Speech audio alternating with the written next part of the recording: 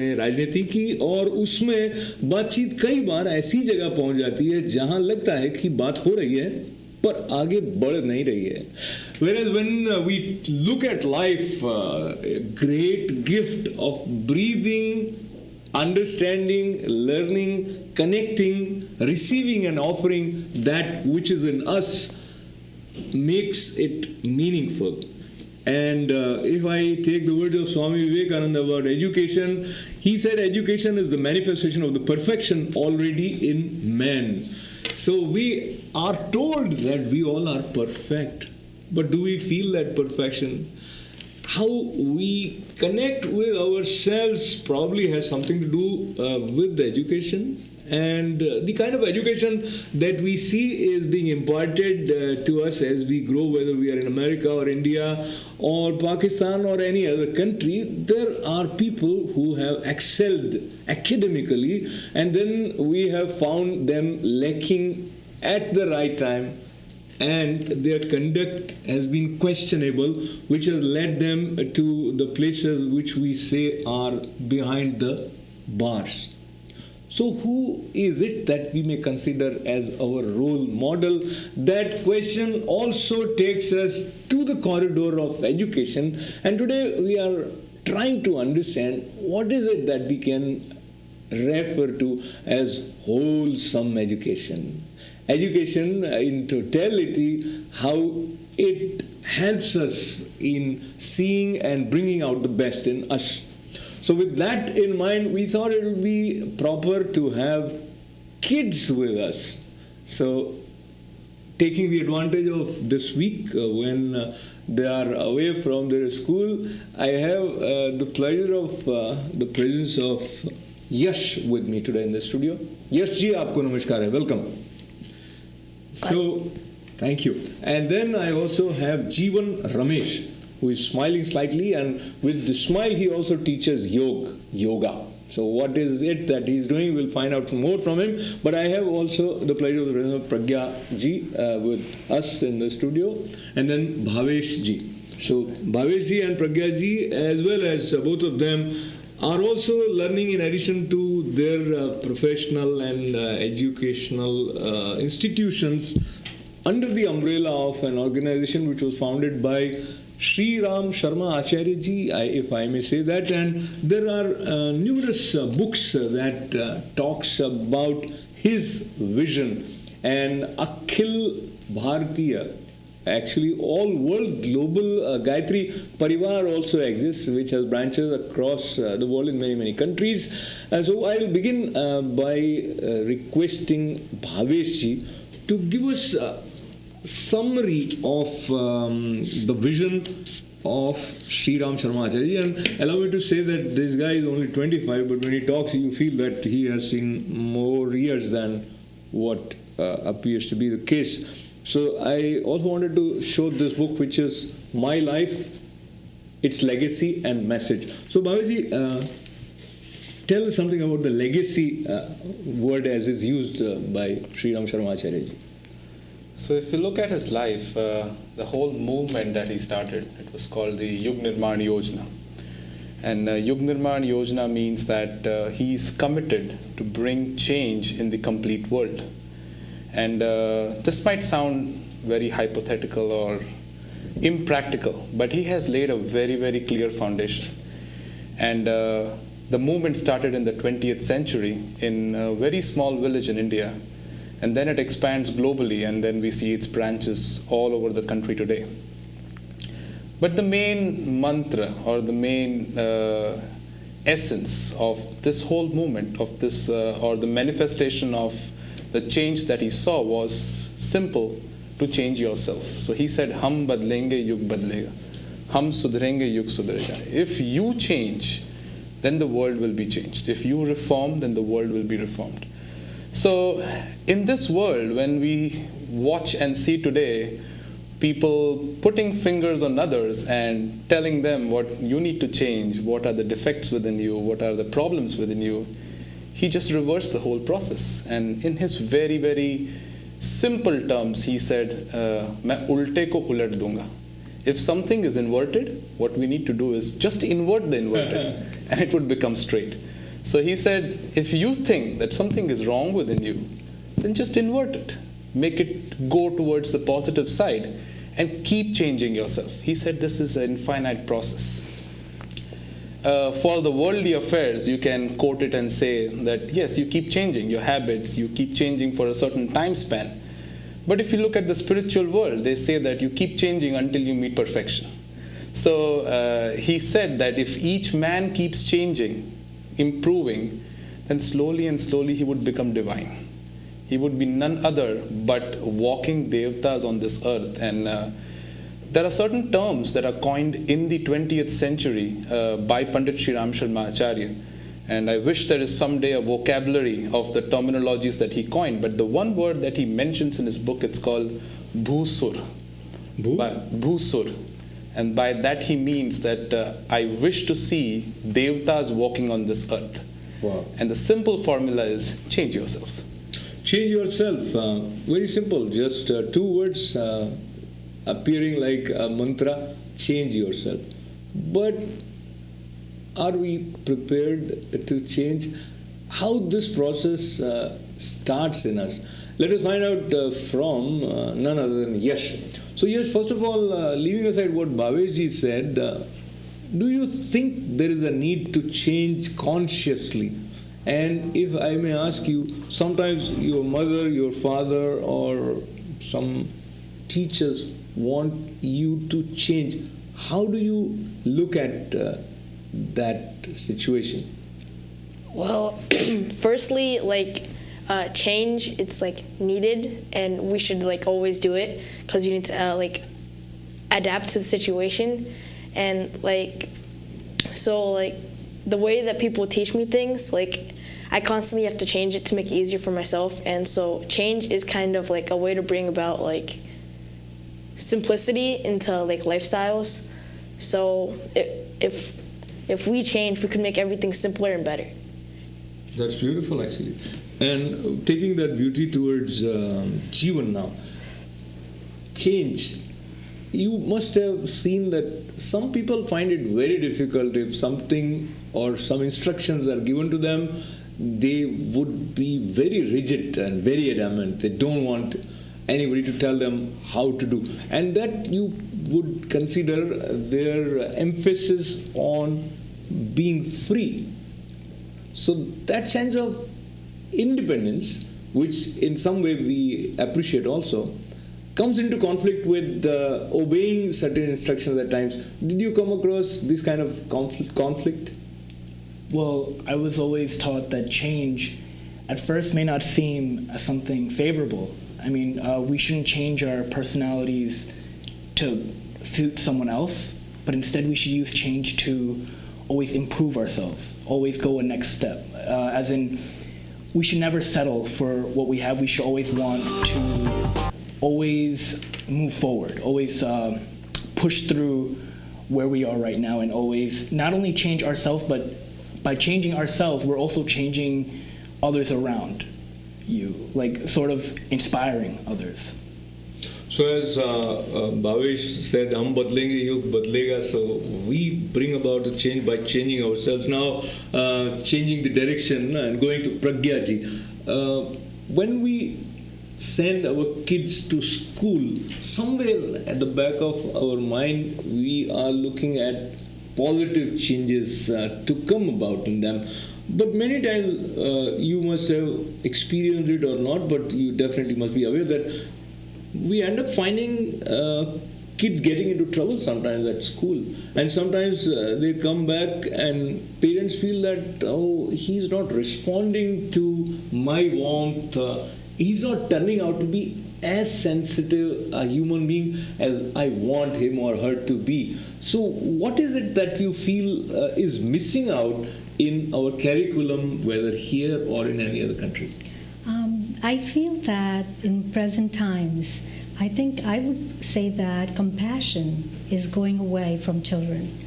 I feel that, the society as a whole, we are moving away. I think what used to bother somebody maybe 100 years ago, these days children or the parents don't feel that that's as important. But I feel like compassion in children is the most important thing that would stop them from doing the wrong things in the first place, but it would also shape their life in a better way. Just to give you an example, children, if they're crushing a little ant, I'm a teacher myself in the public school, and my children now know to respect every life. And right away at home, they see that parents would crush an ant, they would crush a bug, and there is no compassion. And then that's how they act towards their peers and adults. But if you bring awareness in them, that just like you, every life is precious on this planet. They all know, Miss Patel, let's just pick this up and put him outside in his nature where he belongs. And I tell them that that's their house. We are invading in their house by building our own houses. But that compassion would really solve so many of the world's problems, what we call bhausamvedna. And that's what's missing in our children today. And unfortunately, education has become where you have to, fulfill all your core curriculum that is assigned by the, state, and you are busy doing that rather than really focusing. You bring a very important point, and I'll come back to you, but I wanted Bhavesh's input on how compassion can be conveyed or transferred. Looks like it should come from within. So do you see the environment which kids are exposed to in the academic setting do not have enough provision where compassion would grow within them, or it is there? And so what would be your interpretation? Sure. So as how I understand this, the kids go much later to school, and we forget the fact that they watch, observe, and learn a lot in the first 3 to 4 years of their lifespan, where they see their own parents, their family members, and everyone. And compassion is the sole essence of your nature, but it's lost in this process. And I feel like the seeds need to be sown, like how it is said that you must do guno ki kheti. You should do a farming of good values. But when you sow a seed, it constantly needs fertilizer and water and sunshine. Just sowing is not sufficient, and that's why the process of reminding the kids has to be constantly done. It is not like a lecture which is given in a year and then you expect the kids to grow. It has to be done every day, because mistakes are done, they're again rectified. Mistakes are done, they're again rectified. I think the most important key where a compassion can be built in is that sometimes we start thinking that we need to see a homeless to develop that pain within. Or we need to see an animal who is very thin and slim and malnourished to feel that pain. And I do not agree with it. I think the compassion starts at home, where at the small age, if you educate the child that, look at your mother. She's coming back from home, she's tired. She's very tired, she has to work hard. Can you give her a glass of water? The child understands the tiredness, the pain. Compassion begins when you teach your child that, look at your grandfather, he has trouble in his legs. Can you give him a hand to move? He cannot walk as you can walk fast. So when the child understands the pain of his near and dear ones and starts developing such small habits, then they are never gone. These are small seeds. He might reject it the first instant, he might accept it, but this process needs to go on. So this compassion can very well begin at home. And once this develops in the child, no matter wherever he goes in this world, and be it a human, a plant, or an animal, he will always learn to feel the pain. He will always learn to have a different angle to look at his life and understand, what is that I can do? Is he in trouble? And I think it starts at a very, very young age. And one must try to inculcate these things within the family. Like, it is the responsibility of the father to convey the pain of the mother. It is the responsibility of the mother to explain how tough the life of your father is and how little can you contribute to help him. So I think that's a very, very important point, and it is relevant for one and all.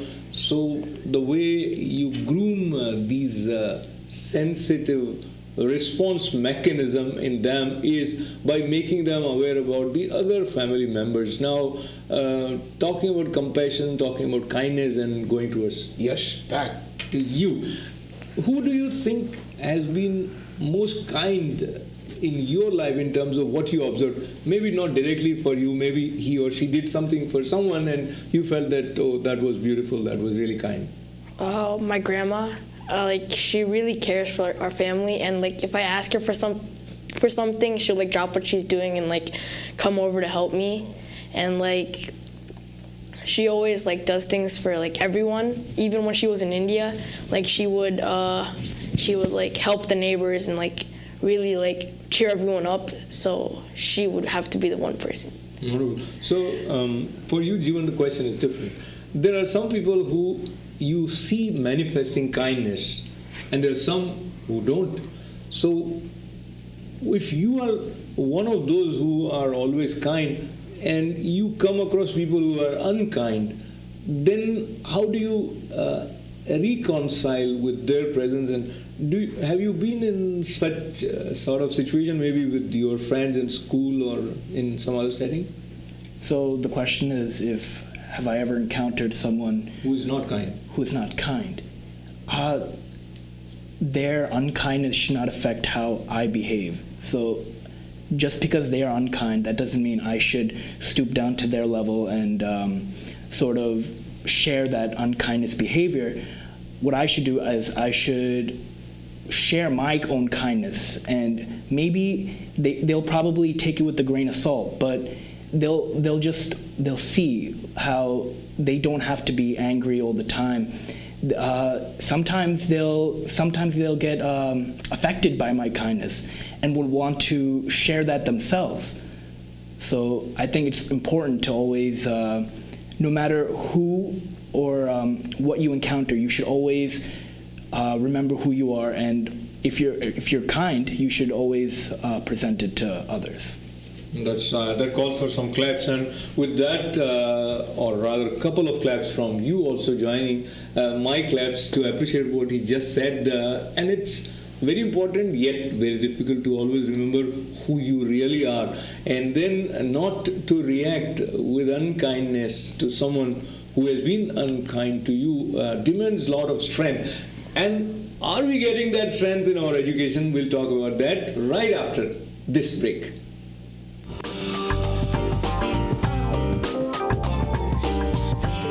To advertise in this show, please call 347-653-1309.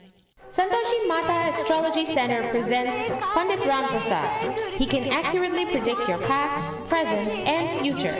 He specializes in bringing your loved ones back and getting rid of black magic, obeah, and evil spirits. Consult for problems related to love, marriage, job, business, marital issues, or sexual problems. Call now on 347-220-5384 or visit 13111 Liberty Avenue, Richmond Hills.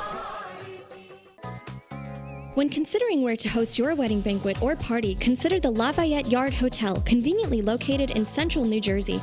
The Lafayette Yard Hotel offers a beautifully appointed grand ballroom with seating for up to 400 people and over 150 guest rooms, including 4 suites and ample, safe, enclosed parking in the adjacent garage. The Lafayette is truly your best choice. Call Ibrahim at 404-491-5674 or 609-421-4000 and make an appointment today. Spirituality is the medium which frees our mind of all emotional shackles and temptations and guides us towards enlightenment and peace. Himali Spiritual Center is the gateway to liberation from pain, misery, and suffering. Here, through religion, meditation, yoga, worship, and gem therapy, all troubles are treated. Himali Spiritual Center, 718-887-2929. Your eyes are the windows to your world. Trust your eyes to Malik Eye Care. This is where ophthalmology, optometry, and opticianry join under one roof to meet all your vision needs. Our offices house a plethora of state-of-the-art lasers and diagnostic equipment. I'm a board-certified ophthalmologist and a member of the American Academy of Ophthalmology, and also a fellow of the American College of Physicians and Surgeons. I've done thousands of ocular surgeries to restore vision to many patients. Consult our offices to see how we can improve your vision. We look forward to seeing you at your next appointment. Shri Durga Mata astrologer and palm reader. World famous astrologer Pandit Baba Sai Ram is in New York. Pandit predicts past, present and future. Intending person can inquire about education, love, marriage, husband and wife problems, children, health, court case and many other personal problems. Pandit can bring the loved ones back, and also he is a specialist in removal of black magic and evil spirits. Call for appointment. Jackson Heights, Queens, New York. Mobile number 646-517-8368, 347-657-3822.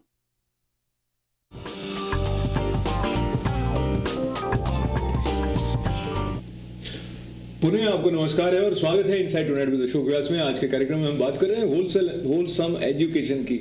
वो क्या संपूर्ण शिक्षा है जिसको लेके हम अपने जीवन को धन्य मान सकते हैं। हम वहाँ पहुँच सकते हैं जहाँ हमें कोई हमारी प्रसन्नता से अलग न कर सके।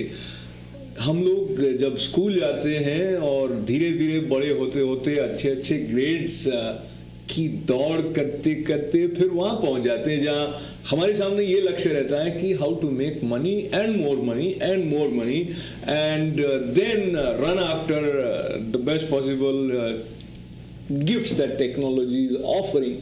So there is a rhythm of, and there is a movement which is becoming a part of our lives without opening up that sense of fulfillment for us. So today, as we are talking to Bhaveji, Pragyaji, Yash and Jeevan Ramesh, I go back to you, Bhavesh, with this question. When we say complete growth, what is it that we mean by this term in the light of what you have read from sages and scriptures, as well as your own experience has taught you, as you see a kid and you wish that he should grow fully. So what is it that you are putting there in that basket of growth? So for the complete growth, we do not reject the education that you get in the schools. That is very much required to be in the world, to be knowledgeable, and to have all the information. Let me take a very simple example. We developed engineering. These technologies can be very well used in both the directions. Just as we know, there are two sides of the same coin. There are pros as well as there are cons. This technology can be used to make things better in the world, and the same technology can also be used to develop arms and ammunitions. So it is the same engineer, probably the same school, the same university, probably the children from the same country, from the same background, but what makes that decision, that small gap, is what is within. And the withinness decides a lot of factors in their life. So when we talk about wholesome education, it means the information that you get in the school definitely helps you develop, make money, get a degree, get a job, survive. But life is not just about going to work and coming back and everything getting perfect. And we all know there are a lot of hurdles, a lot of challenges, a lot of principle-oriented, distinguished thoughts in the society. And that is where sometimes you need to take a stand. And for that stand, just as Pragyaben said, it's compassion. But along with that, I would add one thing, and that is farsightedness, durdarshita, the vivek, to differentiate between the good and the bad. And how this happens is by short stories, by live examples, by constant teaching. So when we talk about the complete education, and as you mentioned about the books and the sages, I think they all summarize it in this way, that from outside, if you develop the information perspective, from the within, it should be compassion and durdarshita, farsightedness.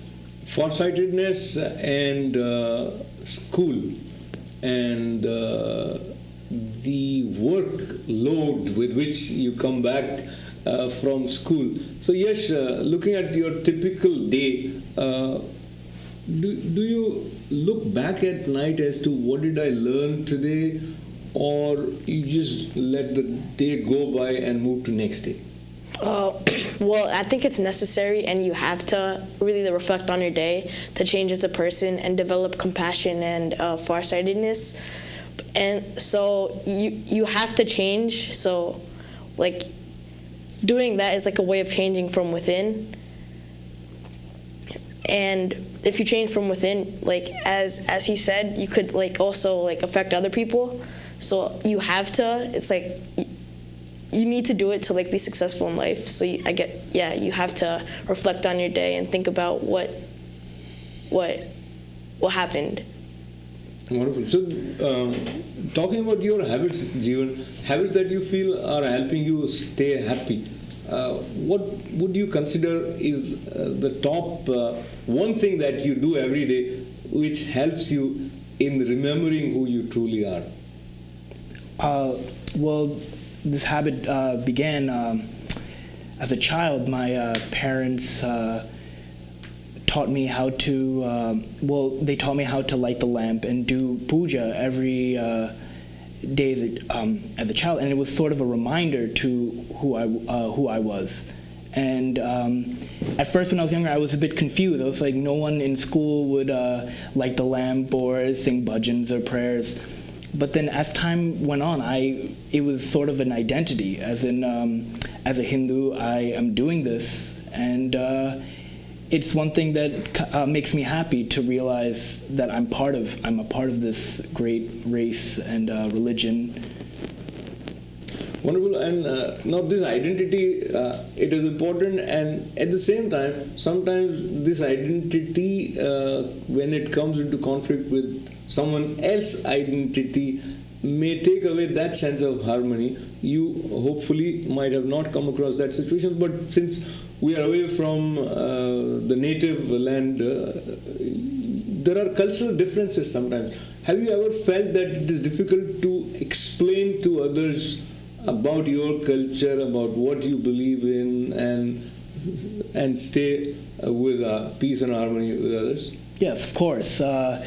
In school, there's many stereotypes built by the media and everything, and it's a bit hard to explain to kids in school or outside about Hinduism and what we do. But there are two types of people: people who are understanding and they accept it, and then there's people who are ignorant. They won't really care for what you're saying. They're just built around their own ideas.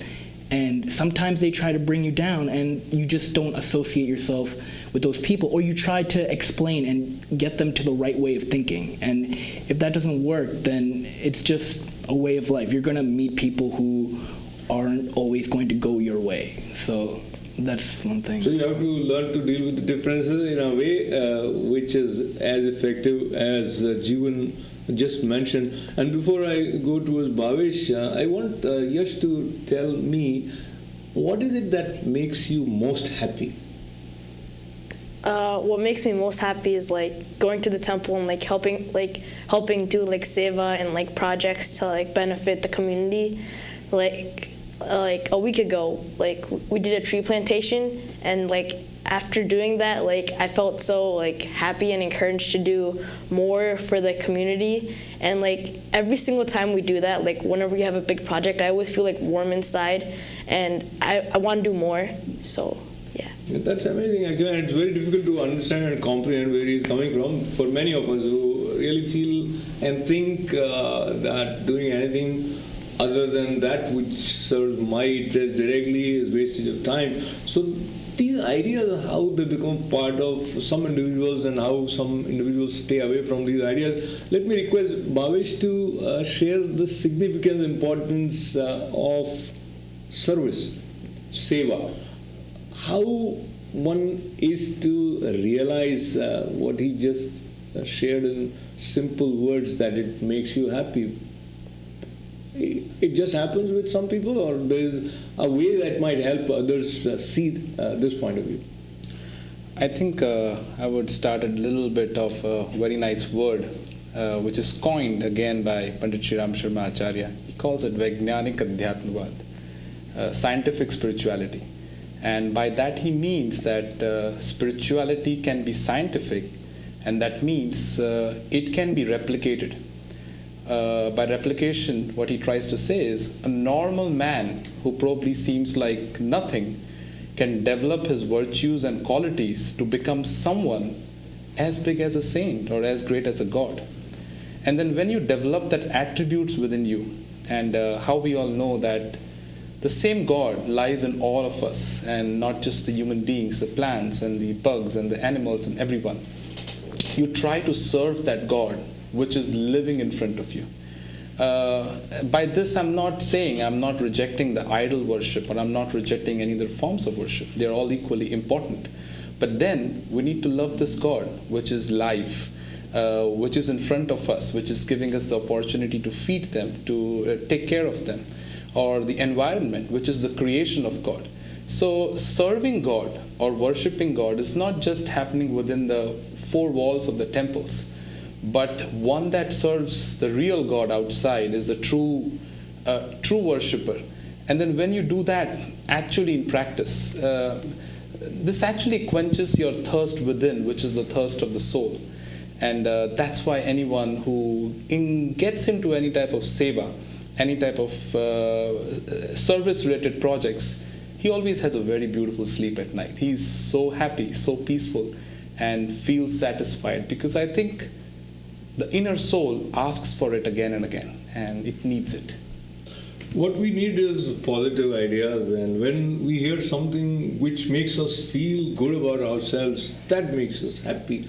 But the way technology is surrounding us nowadays, it is very difficult to get the right kind of attention even from your own kids, even on the dining table. So when you're talking about these kind of ideas, there is introspection, yet it is a different kind of introspection, because it is the screen either of iPad or your smartphone, or maybe just a computer screen with some moving images of a computer game that is pulling kids away. That is a complaint from many parents. Now, Pragya ji, you are working with kids in school and on weekends also.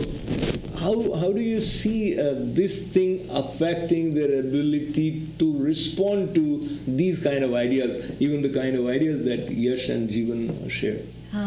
I totally agree with you, because technology has taken over pretty much our lives right now.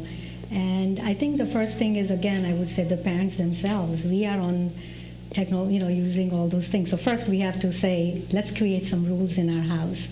And, you yourself are going to restrict your use of technology that much in your house.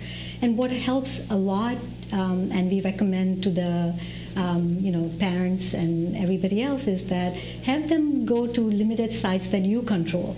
And again, technology can be used, like Bhavesh was saying, in a meaningful way. So there are many wonderful sites and wonderful videos that you should expose your children. But at the same time, there should be time limit on it.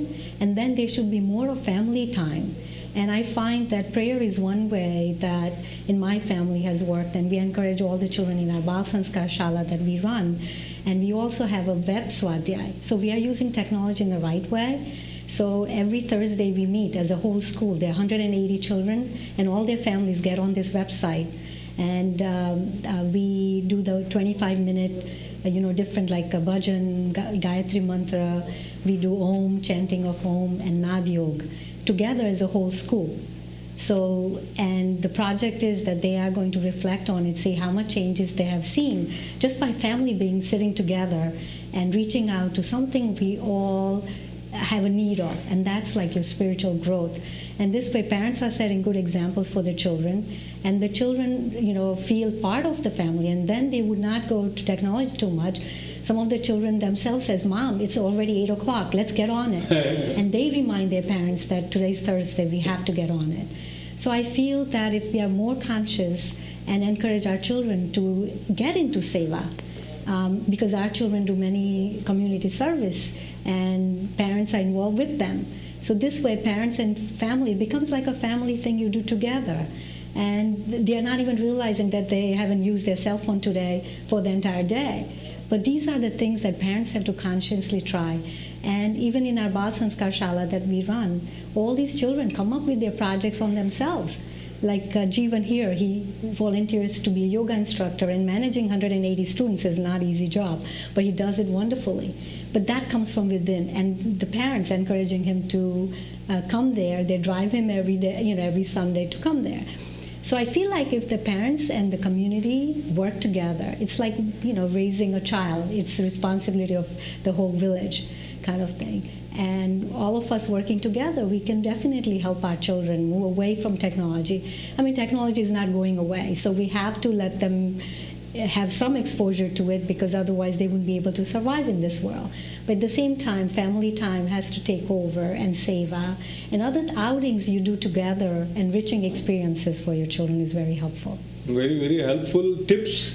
So if they are happy being a part of the family, participating in some collective activity which makes everyone feel good about him or her in the family, that is a big plus, and that definitely would keep technology at an arm's length. But these ideas, how kids look at them, we'll find out from Yash and Jeevan right here in our studio right after this break.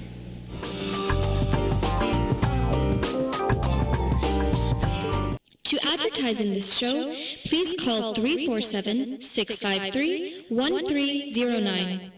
Spirituality is the medium which frees our mind of all emotional shackles and temptations and guides us towards enlightenment and peace. Himali Spiritual Center is the gateway to liberation from pain, misery, and suffering. Here, through religion, meditation, yoga, worship, and gem therapy, all troubles are treated. Himali Spiritual Center, 718-887-2929. When considering where to host your wedding banquet or party, consider the Lafayette Yard Hotel, conveniently located in central New Jersey. The Lafayette Yard Hotel offers a beautifully appointed grand ballroom with seating for up to 400 people and over 150 guest rooms, including 4 suites and ample, safe, enclosed parking in the adjacent garage. The Lafayette is truly your best choice. Call Ibrahim at 404-491-5674 or 609-421-4000 and make an appointment today. Santoshi Mata Astrology Center presents Pandit Ram Prasad. He can accurately predict your past, present, and future.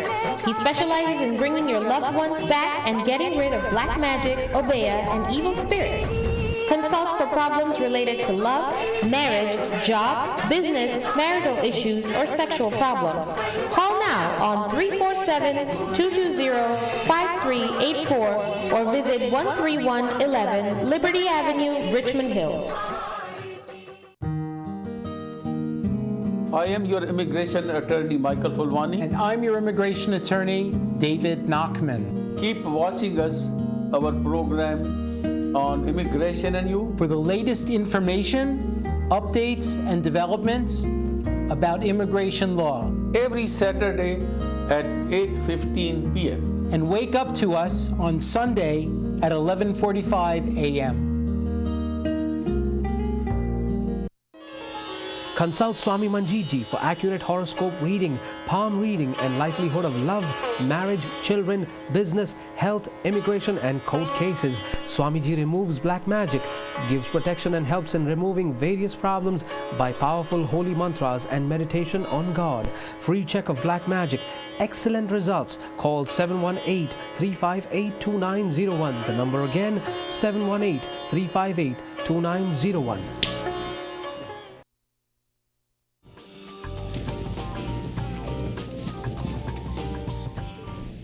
Welcome back to Inside Tonight with Ashok Vyas. आज हम बात कर रहे हैं wholesome education की, and just before this break we were talking about how technology is taking away our attention and bringing us to that isolation which we sometimes don't even realize.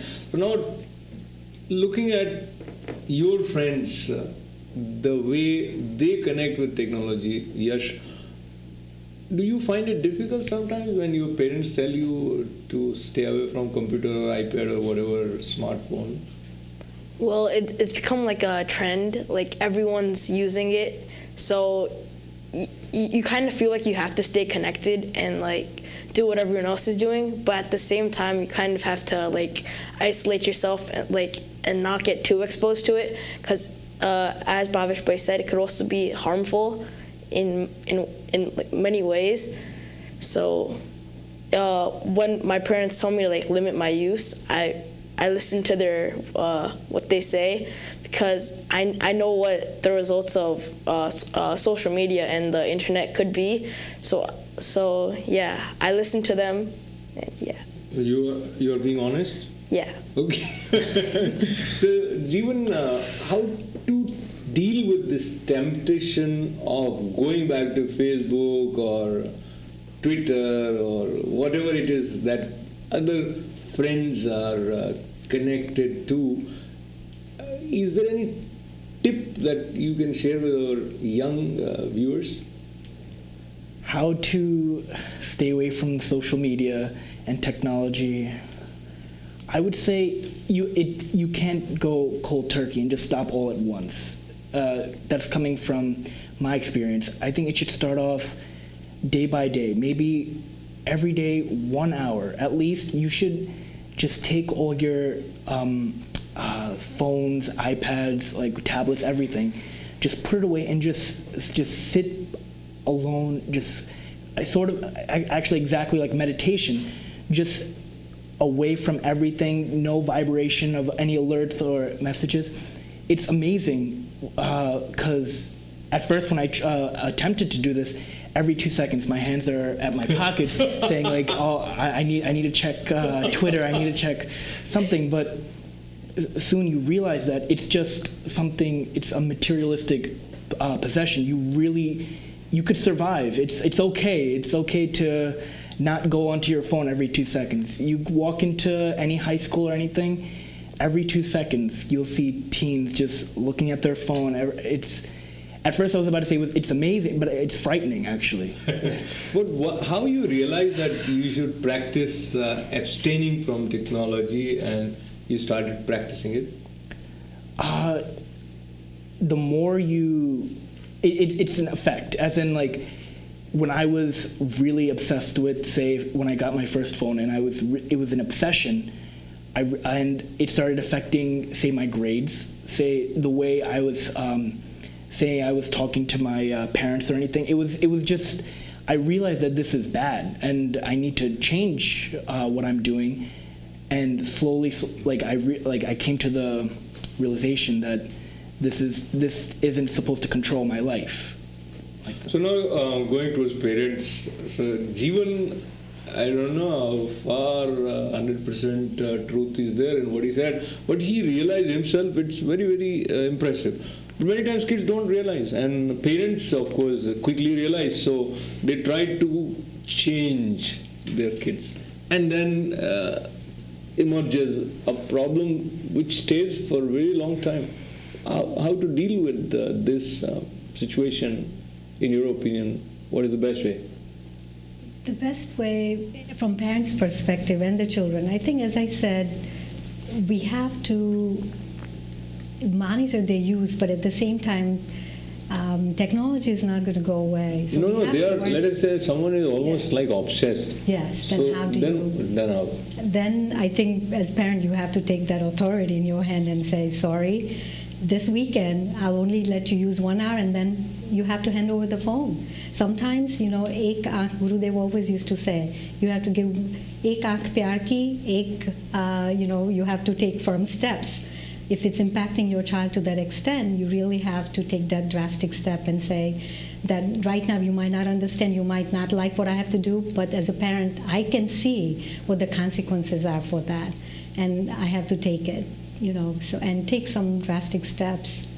So now that's a very valid way of saying be firm, take drastic steps, and disciplining or helping them learning to live with discipline is very, very important. But then, Bhaveshji, we are in this era where sometimes some parents are also scared that if the kid reacts in a violent fashion, so how should they have that inner strength to say no? Well, let me put it this way. I think first of all, in order to understand what can you get without it, you need to have an exposure of it. And let me put it in a little bit like a story. When Bhagwan Buddha met enlightenment, somebody asked him, like, what did you do? Like, what did you get? And he said, I did not get anything. And everyone was surprised, like, how can you not get anything and be such great? And he said, I lost everything. What remained was the happiness. So sometimes what I have experienced is, in order to understand that what more can be done without all these things, you need to go to a place where there is no internet, no phone service, and no television, and then experience the joy of life there. Because until and unless you don't lose it, it doesn't happen. Violent nature of the children, that is very much possible. And it is a very easy reaction when the urge is very strong. And I would say that a violence should never be treated back with violence. The more you get angry on someone, the more you shout on someone, or the more you hit on someone, that hidden urge within that child will spurge more and more. And it would distance the communication between the child and the parent. So that trick or that method never works. What works is love. And it is very slow, and I absolutely understand. But with love, with understanding, and the most important thing, as they say, is patience. You need to wait until your child understands, accepts, and takes it. And it might be smaller steps. And let me put it very simple. I would use a word called trickle in English. It happens trickle by trickle. A chain smoker cannot just stop quitting tomorrow. But let's say if he smokes 10 today, and 9 tomorrow, and 8 day after tomorrow, yes, he's still a smoker, but he's improving. So you need to take smaller steps to lead to that zeroness where you wish to go. But if you suddenly expect somebody to shut things off very next day, then it's a very human nature. The urge would come, or the need would come, and then eruption would happen. So I would say it is okay if it takes 3 months for certain things to achieve. But if it is reducing in time frame, if the usage is reducing slowly and slowly, eventually, yes, we are improving. Though that child is still addicted to something, but yeah, he was addicted for 1 hour, now he does for 30 minutes. It would go down to 0 minutes. It's never far.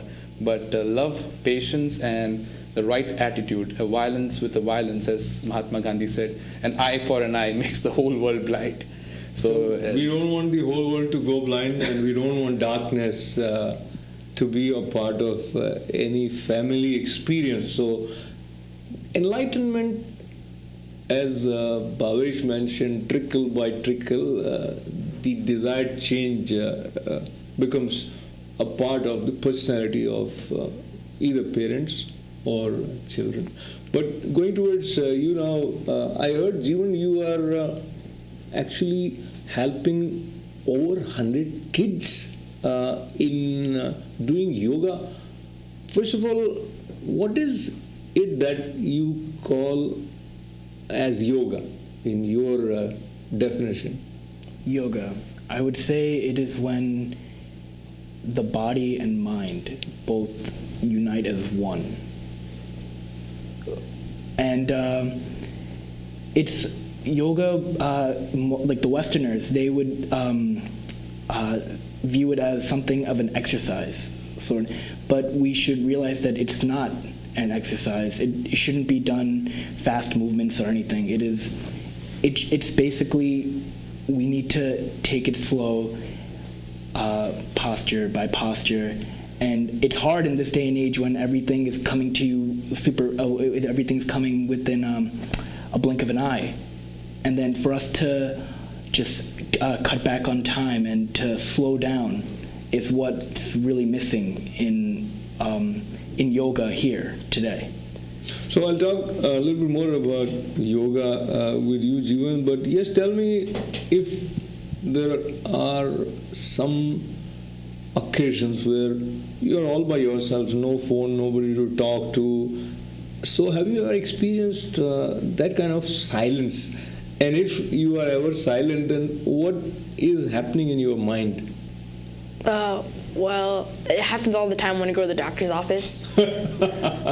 So, like, I just sit there and like think about other stuff that I could be doing or that I will do like after, like the period is like gone, and I also like make light of like the small things, like, and also like try to concentrate on other things, like a picture, for example, like I'll like look at the like very last detail of it, and I'll like really like take it all in. So like I just like drift away and like kind of like I kind of go into my like little own universe where I like, yeah. Beautiful, beautiful. So that beauty, Bhavesh, how we connect with our silence plays a very important role in creating our experiences. So is there any thing that you personally find fascinating about relating to silence? Do you mean to say how do you go into silence, or? No, how do you connect with the silence? Because, okay, let me bring another side to it. For some people, silence is disturbing because the kind of thought waves that they have, so then they want to get hooked to something else. I agree. So I think the ability to stay in silence, it also grows slowly. And one must not just shut the door off for 24 hours and decide, I'm going to stay in solitude and not talk to anyone. That's not what we are meant for. We are social animals. And that reminds me, my master, my guru, he humorously used to say that only two people can shut the doors and stay inside. Either he must be mad or he must be a Paramhans. And all of us are neither mad nor Paramhans. We are pretty normal. So the best way to enjoy the silence is to practice meditation, because that is a silence that comes from within and not what is created. The created silence can be a trouble, but the silence from within helps you to keep that bar longer and longer. And in that silence, where you sit with yourself, that's when comes out your inner potential, your inner thoughts, your deep-rooted emotions, your deep-rooted abilities, and the quest that is from within. It only erupts in that silence from within. And I do not recommend or say that you must sit in for long hours. 2 minutes, 1 minute. When you're lying on bed before you sleep and before you wake up in the morning, just a quick glance of your breathing, that's it. Silence with the essence of your breath is sufficient enough to slowly start the process with being yourself. So I would say silence, while you're being with yourself, will never be a noise, never be a trouble. Silence, being with yourself, brings abundance of beauty, as they say. And with beauty, when we are moving towards last few minutes of this show, I want Pragyaji to share, when people see things are not happening the way they want, and there are so many news items which are adding to already existing stress and worry. How do you, or how one should sustain hope? The hope comes from within. And as Bhavesh was saying, I think once you reach spiritually to that God in you or God in the universe, I think you just get this sense of that life has a purpose. I'm somebody that is sent here for a special purpose, and I need to fulfill my goal before I pass on to my next life. And I feel like reading wonderful literature by great saints is like their own company. You know, in these days we don't have too many people left like that, like real role model. But I feel like they're wonderful literature, like Swami Vivekananda. I could read him for hours, and I feel very connected, and I feel blessed that we had saints like that, and their books become our company right now. And that gives us perspective of, you know, what the world should be. And you try in your own ways to strive for that. Wonderful. So just 1 minute to go, and both of you in 30 seconds tell me, what would be your tip for some of our viewers? Is there anything that helps you in solving your problems? One tip that I would say is never to make impulsive decisions. Always take a step back, analyze the situation that is ahead of you, and then take it with a clear, cool mind. Wonderful, very profound. And you, Yash, anything?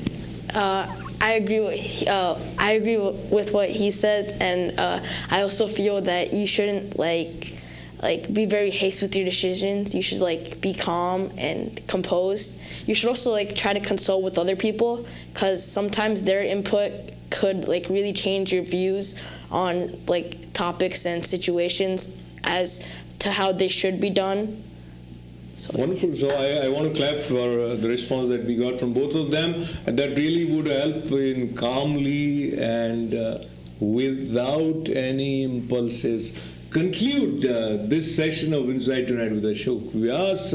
Thanking all of them, Bhaveji, Pragyaji, Yash, and Jeevan, and of course all of you for being with us. And there is this sense of totality of life which is available to us right now, right here. Wishing nothing but the best for you. This is Ashok Vyas.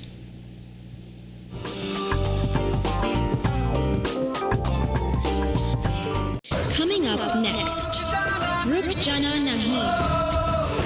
Shri Durga Mata, astrologer and palm reader, world famous astrologer Pandit Baba Sai Ram is in New York. Pandit predicts past, present and future. Intending person can inquire about education, love, marriage, husband and wife problems, children, health, court case and many other personal problems. Pandit can bring the loved ones back, and also he is a specialist in removal of black magic and evil spirits. Call for appointment. Jackson Heights, Queens, New York. Mobile number 646-517-8368, 347-657-3822. When considering where to host your wedding banquet or party, consider the Lafayette Yard Hotel, conveniently located in central New Jersey. The Lafayette Yard Hotel offers a beautifully appointed grand ballroom with seating for up to 400 people and over 150 guest rooms, including 4 suites and ample, safe, enclosed parking in the adjacent garage. The Lafayette is truly your best choice. Call Ibrahim at 404-491-5674 or 609-421-4000 and make an appointment today. Being injured in an accident can be a debilitating event, sometimes rendering an individual unable to work or even worse. I'm attorney Dave Vishwanath, and I've teamed up with the attorneys of Morgan, Levine, and Dolan to represent clients in all of their personal injury needs. If you or a loved one have been injured at a construction site, through a slip and fall, in an automobile accident, or some other mishap, our attorneys might be able to help. The attorneys at Morgan, Levine, and Dolan have represented clients for over 20 years and brought in millions of dollars in compensation. So if you have any questions at all, please give us a call at 212-785-5115. And remember, immigration status does not matter. We also have a weekly show on ITV every Monday and again repeated on Thursdays, so please catch us. And remember, having the right attorney in your corner is the first step. So give us a call.